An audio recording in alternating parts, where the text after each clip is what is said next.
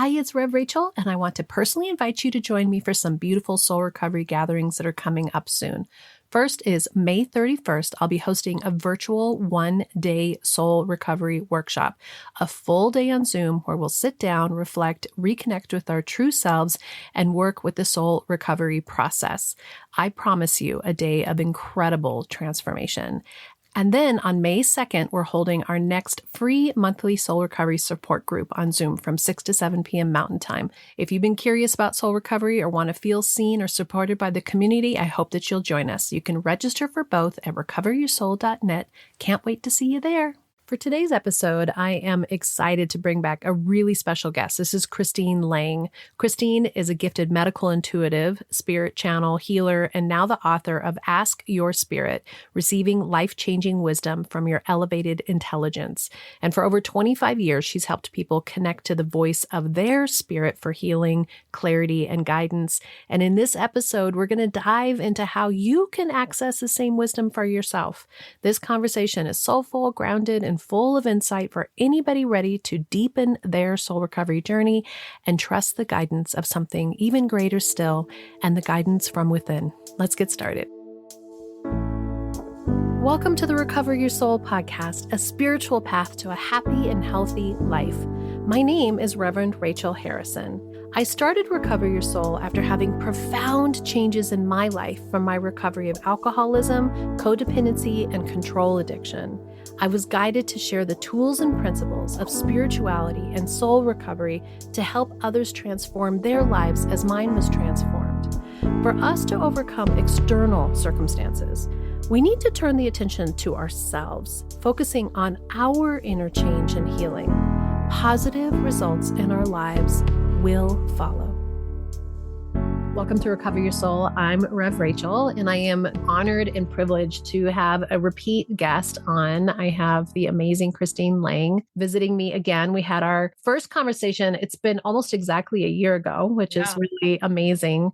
And in that year, I have become one of her students. I attend her monthly workshops whenever it works out for me and really enjoy what she has to offer on the socials. And then I had the privilege of being offered a pre-copy of Ask Your Spirit, Receiving Life-Changing Wisdom from Your Elevated Intelligence. And I loved it. So I am just so honored to have you here with me today.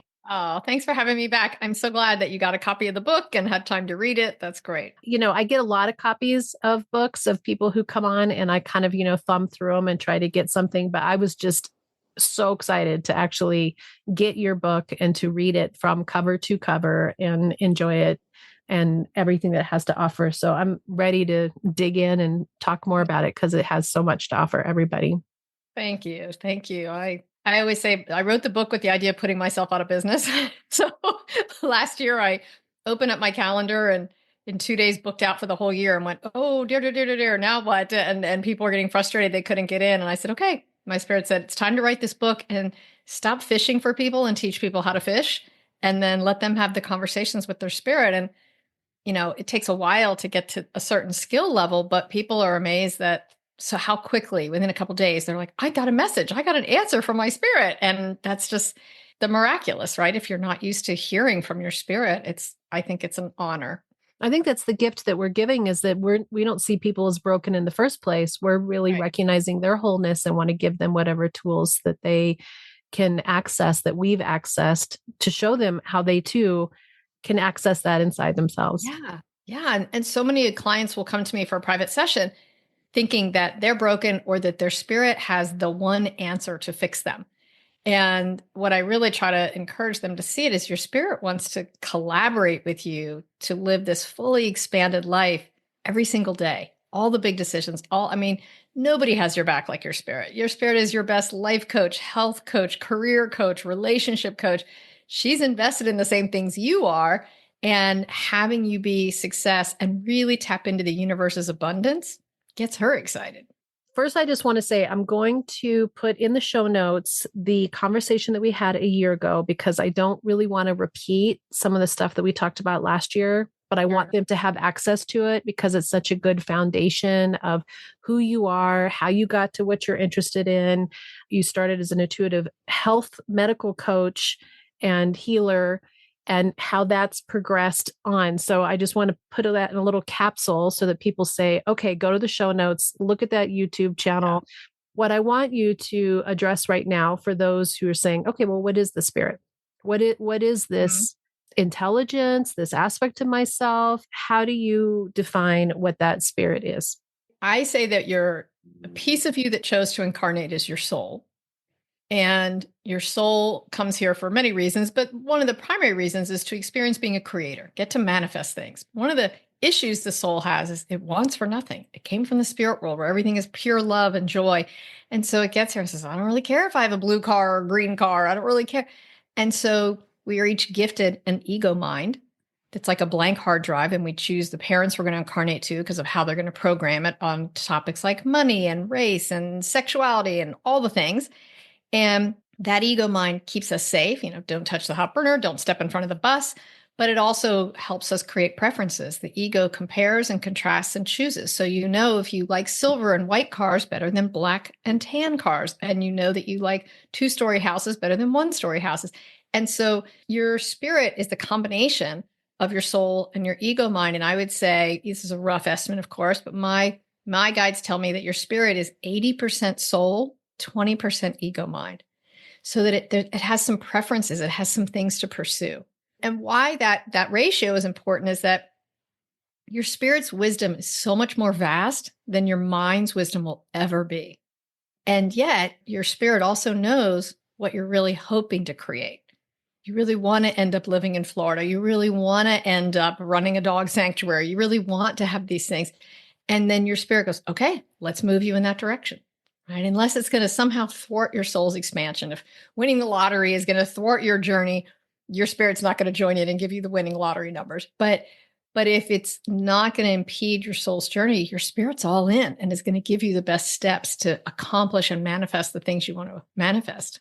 I love that because I think a lot about our guides and the Akashic records. And, when the more we go into the woo, right, the more you actually allow yourself to move into this place that is unlimited and how people talk about it and what terminology people are using. Ultimately, it's about getting clarity so that you can have clarity. Right. And Right. it doesn't have to be the thing. It's so that you can figure out how you can get that part of yourself Yeah. more aligned to be able to access whatever those things are for Yeah, whatever whatever they the are. things you're interested in. If you're interested in Akashic records or studying mediumship or developing your certain skills in certain ways, there's sort of this information energy field that we're all swimming in. It's like we're goldfish in the goldfish bowl, right? That sea of information that is around us, it's how you tap into it. But your spirit is always plugged into it, just the same way your soul is. So when you start having conversations directly with your spirit, you're plugged into whatever you want to be able to do. And in the book, the beginning of the book is right to it. It's like, here's the skills, here's the Yeah. tools, here's the meditation, here's the steps, here's how to access your spirit. And it's not like some wild, difficult, crazy experience. It's really, I love how approachable those tools are. Oh, thanks. I think from being a lawyer, I'm super pragmatic and everything has to really yield results. Even when I'm teaching my intuitive energy healing, which is like Reiki, but a little stronger, when I'm teaching energy healing, I'm like, I want to teach you how to kill the bacteria and virus in the public toilet that you go to. Like, I need this to have real world experience, not just be airy fairy feel good, right? I mean, I need to help you set that broken bone. I need to help you, heal yourself from COVID faster. It's not just about let me tell you about a past lifetime that you really can't verify anyway. Those are nice. And sometimes those pieces of information come in, but I am really about pragmatic, direct results. And so I always say the first third of the book is like me handing you your spirit's cell phone number and telling you how to listen when she picks up the phone so that you have that. And then the second 2/3 of the book, each chapter is about the different kinds of questions people always want to ask their spirit and how to frame the questions so you get the best answers. Yeah, which I thought was great because I think sometimes that's just what we need is we need someone to give us the words and then the words become more natural for us to give ourselves. Yeah, just like in AI, if you have a better prompt, you get a better result. Mm-hmm. And there's all these courses now on how to use AI, and this is sort of that second 2/3 of the book I call the relationship manual. It's like, how do you now you have this relationship with your spirit? How do you get to answer your questions? And when people come to me and say, "I asked my spirit this, but she wouldn't answer," then I know it's in how they frame the question. Not that there's a certain bit of magic words, but if you frame the question in such a way that you only give your spirit two options, should I buy this house or this house? And there's really a third house she wants you to look at because that's your dream house. You just haven't seen it yet. She's not going to answer if it means giving you this distorted, incorrect answer. She just won't. Right. So understanding how to frame your question of what can you tell me about these two houses, that would yield the answer. Right. So if somebody is thinking, oh, good, now I can have access to something that can A, foresee the future, B, is bringing me everything that my wildest dreams wants for the perfect life, what would you say? I would say, yeah, but there's exceptions. Your spirit won't tell you the future if it alters your present in the incorrect way. In other words, people will say to me, well, I'm thinking of moving to Texas, but I might end up in Seattle because that's where my siblings live.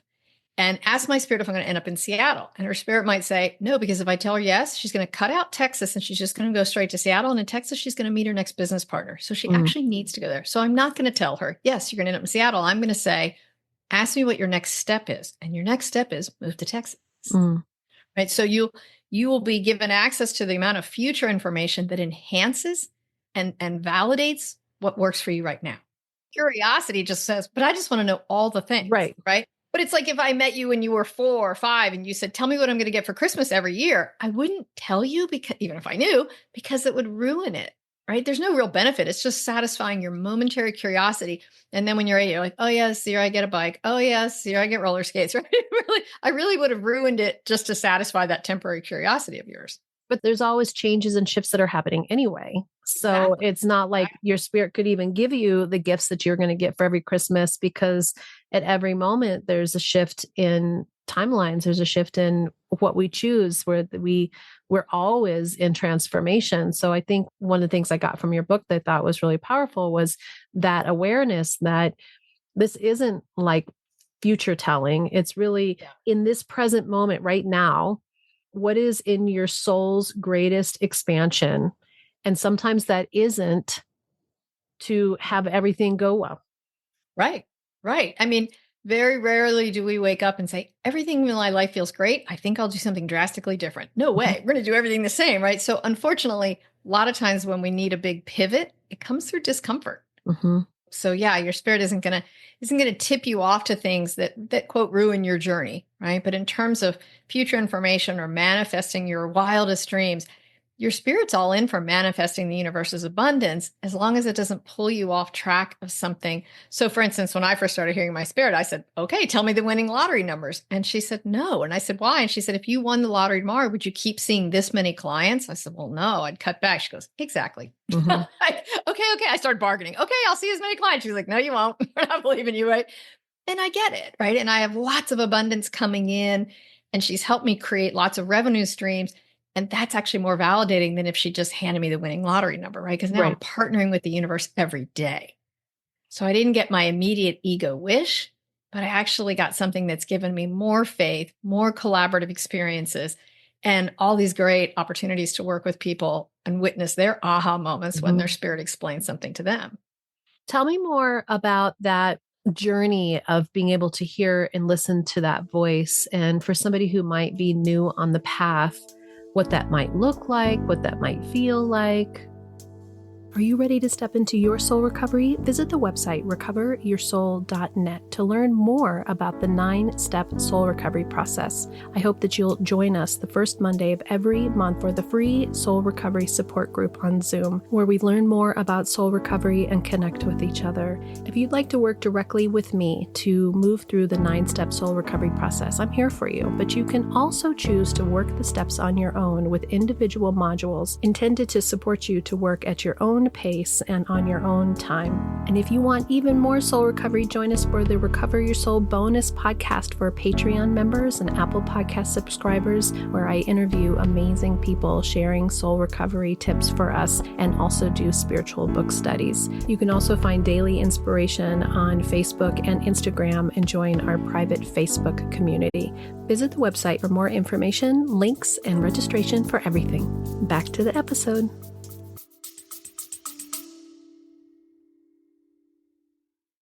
I just want to take a quick break and invite you personally to join me in one of the upcoming soul recovery workshops or retreats. There's nothing more powerful than stepping into a sacred space with an open, supportive community where you can heal, grow, and reconnect with your authentic self.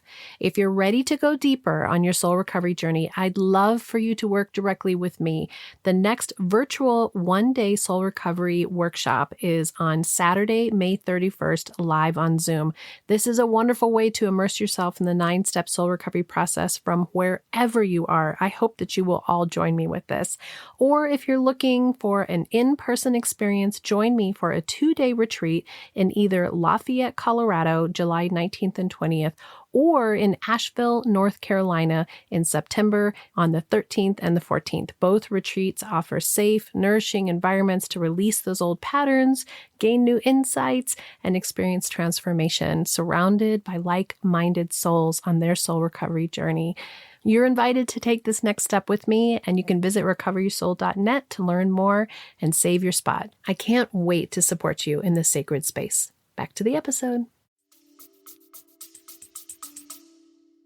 Yeah, I mean, I my first career, I was a lawyer, and I developed allergies in my second year of law school. So I was certainly not on a woo-woo path at all.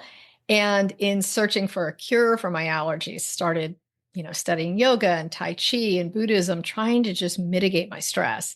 And started studying Reiki or energy healing and homeopathic remedies, all these things just to start treating myself and my symptoms. And I learned that if I offered a friend an energy treatment and I said, let me come home and take off my lawyer suit and sit and meditate to change channels in my brain, that I would just sort of know things that I had no way of knowing. And I didn't know how I knew them, but it just sort of came into my body as a knowing. Like, I don't know why, I just know this thing.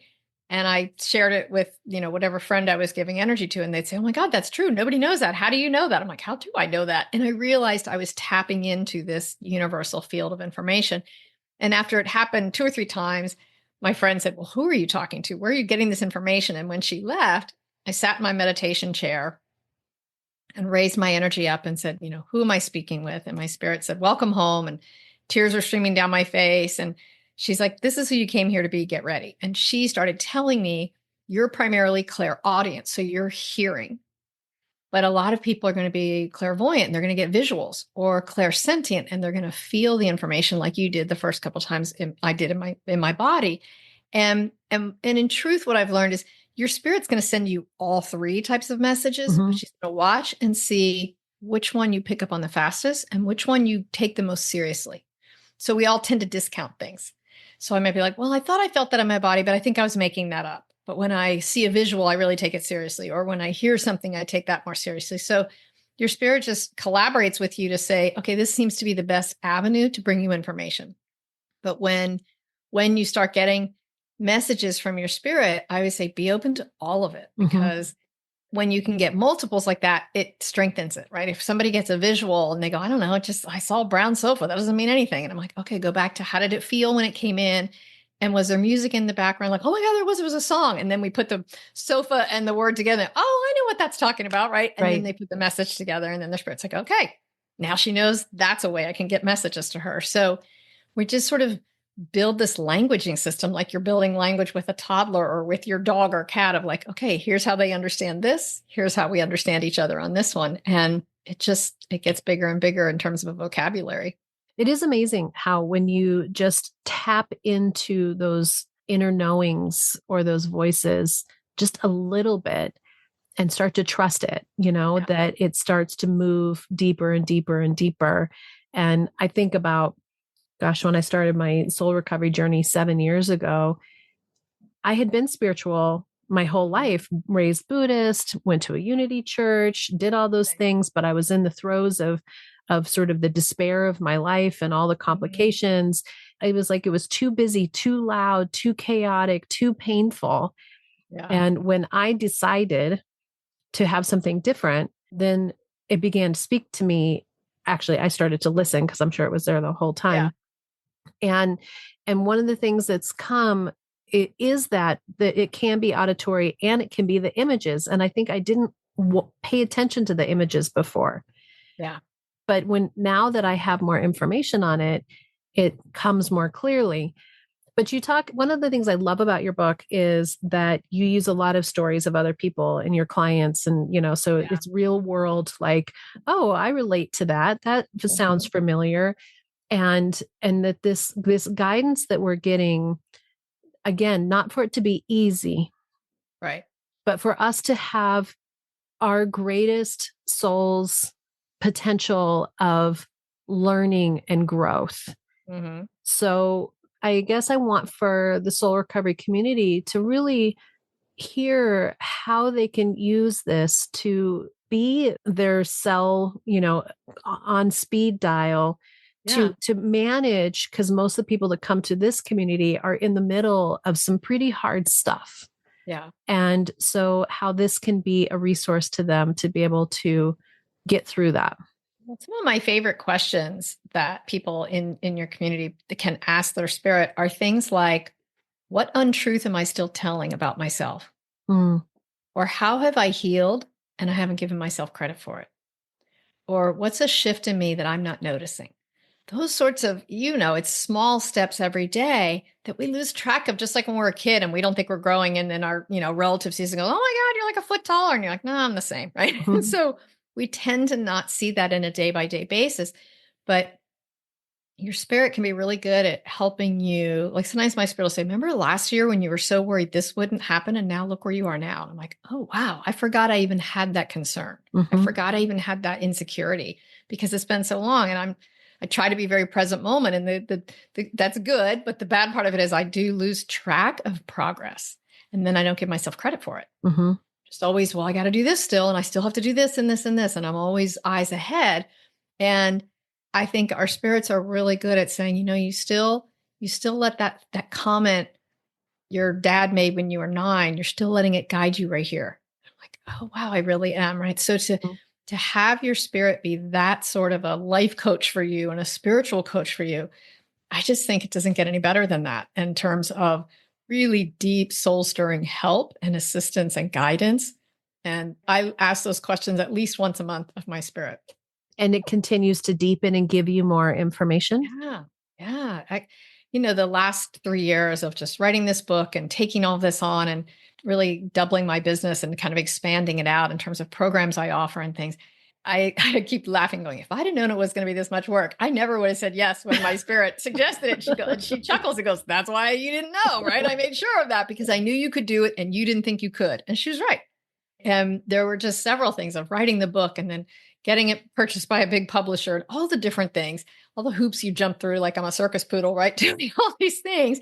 And now I look back and go, oh, I have the confidence that if I choose to do that again, I know I can. Mhm, Right. And that's invaluable. And if she had just told me, oh, by the way, it's going to be really hard, but you can do it, I would have been like, yeah, I think I'm good where I am. mhm, And so to have your spirit reflect back to you the level and depth of your growth and your understanding of yourself and where areas that you've healed in is huge. And there's a lot of them I don't really track or I don't notice until she explores with me. Here's how your insecurity used to hold you back in these kind of dynamics. Or, here's where you weren't really confronting somebody on your team because of this reaction. And that reminded you of your mom's reaction as a kid or something. And I'd be like, you're right. And then she'll coach me through a way to do it. And so then those areas of growth we get to experience so in the raw and mhm, really feel blessed by, talk therapy is great, but having your spirit be able to pinpoint specific moments that are a hinge for you, right? That limit you in some way and help you step past them and heal it. There's a chapter in the book about labels we were given as kids that probably were innocently done, right? Oh, you're the funny one in the family, or you're the troubled one, or you're the overly sensitive one, and how we may think we've outgrown them, but we're still trying to prove them right or prove them wrong Mm-hmm. subconsciously. And once you start seeing that, you can't not see it. And you're like, oh, I'm not doing that anymore.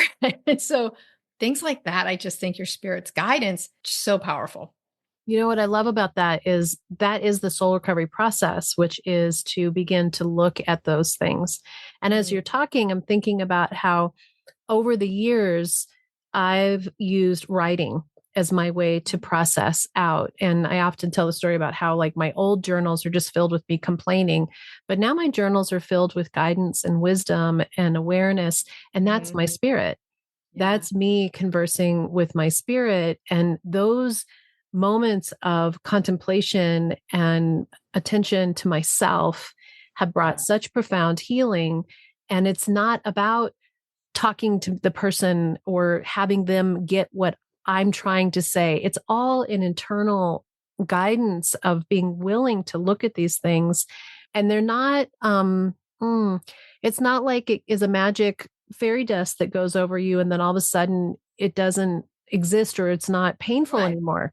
Right. But I would say how I would describe what the change, the transformation you're talking about is also that in the beginning, your journals were about complaining because we all fall into what I call the victim pit, where we want to tell the story of ain't it awful and isn't it unfair? Here's Hmm. how the universe is unfair.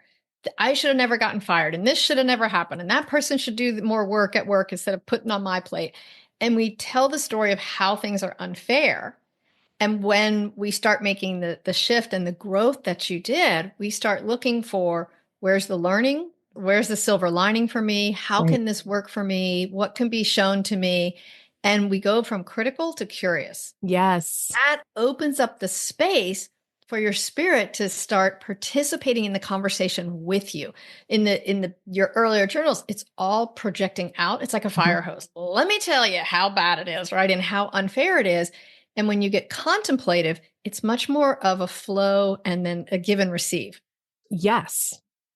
Yes. And then what I think is so amazing is that the more I do it for myself and then I watch other people that I've been coaching have Mhm. these experiences, the healings and transformations are Yeah. so deep and so profound and so like beautiful. And that's what I'm like, that's why we're here. That's Yeah. why we're here is to have this wild challenge experience, right? And in the end, to remember who we came here to be. I love the book Illusions by Richard Bach, where he Uh-huh. says, argue for your limitations, and sure enough, they are yours. So when we're arguing for how unfair it is and how bad it is, that's really all we can see because we Mhm. are like that fire hose building the evidence pile of how the universe is unfair.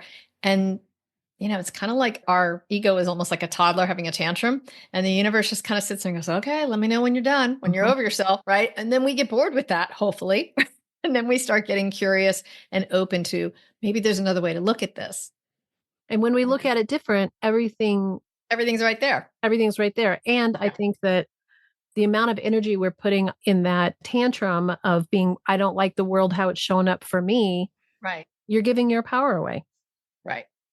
Well, and when we're saying this is how the world should be if it was fair, when I first started hearing my spirit, she goes, "Well, that's you this Tuesday in what you think is fair. By Mm. next week, you will think a slightly different version is fair, and every other ego has their own definition of what's fair. There's no way for the universe to satisfy everybody's definition. So it's actually going by a higher definition of fairness, which is every soul gets to experience what it has requested of the universe to experience." So I believe that. Mhm. And I think that that can be very difficult for somebody who's just my community who has Had somebody who is abusive parents or something. in addiction Yeah. or like that something, horrible's happening. And I think I may have mentioned this in our other podcast or our other conversation was some point someone said, you chose rich for a reason. My husband and all the 10 or 15 years that we had of complications, I just thought to myself, well, that's crap. But now I totally see it. But when you are in the middle of something that hurts so much, for someone to say to you on some level, you chose this. It's hard. Yeah. And it feels cold, I think. Hmm. And so Right. let me offer some other tidbits. So I think it's really important. When I first started studying like Abraham Hicks and, law of creation, I really struggled with, well, you can't tell me this 2-year-old who has cancer started thinking, I think I'm going to have cancer. Like it just, Right. there's too many things that didn't make sense. And so when I started hearing my spirit, one of the things she explained to me early on is roughly, and again, big roughly 50% of what happens to you, your soul chose before you incarnated. And the other 50% is your ego gets to choosing the blue car versus the brown car. And if the blue car tends to be, kind of a clunker, that's not your soul going, I really want a clunker car, right? It's just, Mhm. we get free will, both of our soul and our ego mind. And so how you're going to react when somebody bumps into you with their shopping cart in the grocery store, that's not a soul journey, right? That's a free will. But the major things, I got in that car accident, I chose a parent who is an alcoholic, the big, big decisions and events, those are soul chosen, knowing that, okay, I'm going to choose this person as my dad and this person as my mom, knowing there's a good chance he could be an alcoholic. I'm Mhm. seeing the things he's choosing, and I just suspect, but I still think it's going to be really powerful learning for me to have a healing journey. And that's the script I want to write for myself for my healing journey. Does that mean it'll be painful? Absolutely. How you entered the world through a birth canal is painful. Mhm. Right. We are definitely not choosing the smooth and easy path for sure. But those big events that we tend to choose, cancer, car accidents, things like that, those are soul chosen for the opportunities that they bring. And so many clients hear me say that on podcasts and they'll come say, okay, tell me how my soul chose this. That Mhm. seems awful. I've never had one yet that didn't leave the session going, oh, wow, I see the beauty in that. Doesn't mean I enjoyed it, but I get the perfection. I think that the beauty of that concept gives us so much more strength and ability to really look at our lives from a new lens. Like you can either choose to see it and be a victim, or you can choose to see it and be a hero. And ultimately, there's only two choices. It's love or fear. So Right. to move into a place where I can look at everything that happened in my life, or, the parents that I chose, or the situation, or, whatever it is, when I see it from the lens of like, well, what am I going to do about it? How are you going to Right. see it? How are you going to show up for it? How are you going to expand from it? If you have someone's putting you down, instead of saying, oh, they think that I'm terrible, I'm like, oh, really? Just Mhm. wait. And that's like, oh, it's actually motivation for me to really thrive. And I look at you and some of the other New Thought leaders that I really respect, and it's given me so much strength to go out in the world and to excel and to want to be on that same path too, versus somebody who could be like, oh, I could never be like that, or they're the lucky ones, or every day we choose. We Yeah. choose. And our No. spirit wants for us. That's why the access to the spirit, because as soon as I fall into the pity party place, she Hmm. comes and she says, oh, honey, Yeah. I see you, but that's not what we're here for. Yeah. And I'm so grateful for that voice. Absolutely. And when I was first starting to play in this realm of a major, one of the top 5 publishers, I was their tiny, tiny person. I'm not the $1 million author with 10 bestsellers, none of that. So I was kind of treated accordingly by some in the industry of like, oh, brush her off to the side. We don't have much. And for a few weeks, I bought into that and I felt really small and insignificant. And my spirit said, this book has its own karma. It has its own path and its own journey of who it's supposed to reach. You really think we won't get it in front of the people it's supposed to be in front of? Mm-hmm. You do your part, we'll do ours. Don't worry about how big the numbers are, what your reputation is, what this reputation is. Kind of keep your nose on your journey. And that really helped me feel lit up. Like, this is my purpose. I'm not competing. I'm not going to compare. And since then, I've really I unfollow people on social media who I probably should be following who are in this space, but who are all about like, well, I've known since I was 5, I was special. And this is who I came here to be. I'm like, anything that feels like I can never get there because you're so amazing, that's not my message, right? I Mm-hmm. don't buy that. I think everybody has the potential to be who they came here to be. And your soul has a vested interest in you accomplishing your mission, and not much is going to stop it. Right? Right. So that's what I want people to anchor into is, what's going to lead me to purpose and fulfillment because it's part of my soul's journey. And that's what's going to light you up inside. I have the exact same mission for the people that I am so honored to be in their lives. And it's reminded me every day that I have to live it and feel it too, Right. So Right. it's this circle of gratitude on all levels. to access for ourselves first and foremost, this healing and awareness, and then the gift of giving it. I love that. I think the first time we ever met, you said, I'm trying to, work myself out of a job, which I don't think you'll entirely work yourself up out of ever, but to be able to freely provide people with very clear directions as to how they can access this part to themselves, because everyone has it. Yes. This isn't only the special people who can see auras. Yeah. Who've been seeing since they were 5 or Right. it's not that. If you're here and you're breathing, you have a soul, which means you have a spirit, and your spirit is dying to talk to you. That's fabulous. Well, that's a great little place to close up. We are airing this prior to the launch. The book is available on pre-order. You want to talk a little bit about how to access it and also how to reach you? The book comes out June 10th, but we're publishing this episode early because there are pre-order giveaways. Rev Rach wants you to have those giveaways. You can order it on my website or Amazon or Books A Million or Barnes & Noble, wherever you like to order a book. Then just grab your receipt number, go back to my website and put it in the little slot. And if you order 1 book or 2 books or 3 books, you have different gifts, and it'll email it straight to you. So get the book, but get it now so you can get a little bonus gift as well. And I'm thrilled that people have been saying, oh my God, I love this gift so much. I can't wait for the book. So there's different exercises you can do, guided meditations, classes that I've taught, different giveaways. And my website is christinelang.org, O-R-G.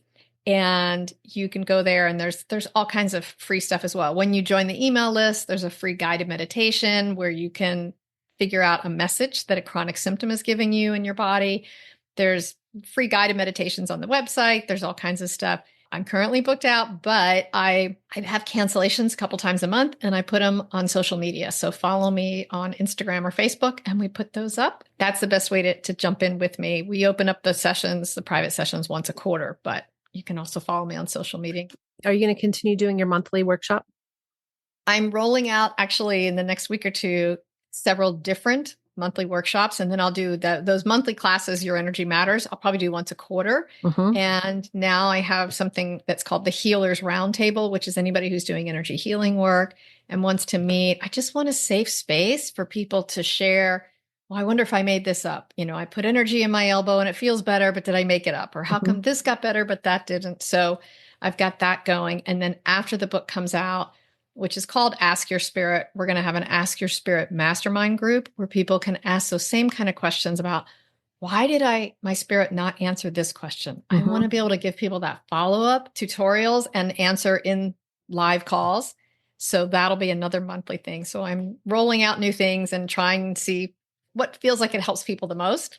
That's fabulous. And being somebody who's in this space, we have to have work-life balance. It's this dance of how can I help the most people and also make sure that you have plenty of time for you and your sweetie who have been seeing on social media. So that's fabulous. Yes. Well, I want people to read the book and get motivated to start asking questions, but then I don't want them to feel like they're on their own. So that's my goal, is to help you feel, whether you're doing energy healing work, whether you're asking your spirit questions about your career and your kids or, your aging parents, whatever it is, that I can help you with phraseology so you get the best answers. And even doing group meditations, people get more answers then because I'm holding the energy up for them. So all those sort of things, this next year is going to be sort of evolving what things help everybody the most. And that's, for me, spiritual humility. It's not me going, I know what everybody needs. They need this. It's like, let's put these things out and see if you guys like them. And if you request something else, we'll evolve it, right? I've been evolving this practice for the last couple of years to really help people as much as I can in like I said, the time that I have each day. That's beautiful. Well, I'm honored again to have you here with me and to be part of your circle. And I thank you for everything that you've given me in learning and growing and expanding, and also validating a voice that was within me that's been growing and helping me believe that it's real. So I thank you for that. You're so dead center in the middle of your path. It's kind of unmistakable, right? It's easy to validate that for you. And I look at you and you're like glowing with this path right in front of you and you're dead center in it. You're an easy one to validate. Thank you, Christine. I appreciate that. You're welcome. You're welcome. Well, I'm excited to see where this leads and how it's going to help the world. So I just appreciate your time again. Oh, thank you so much. I love our conversations. Me too. Until next time, namaste. Namaste.